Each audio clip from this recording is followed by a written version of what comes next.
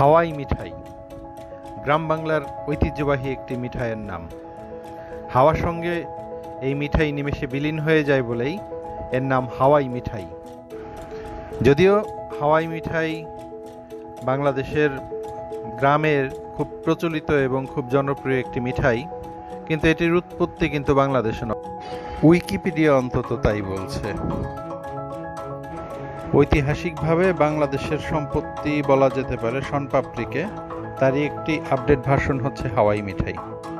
তবে ইতিহাস ও ঐতিহ্য যাই বলি না কেন, হাওয়াই মিঠাই এবং হাওয়াই মিঠাইয়ের কারিগর উভয়ই বর্তমানে হারাতে বসেছে।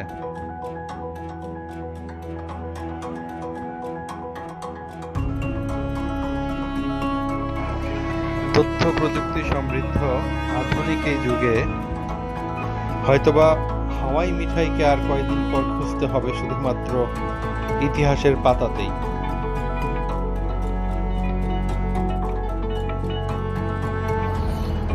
আর আমরা রোমন্থন করব স্মৃতি, হয়ে যাব নস্টালজিক।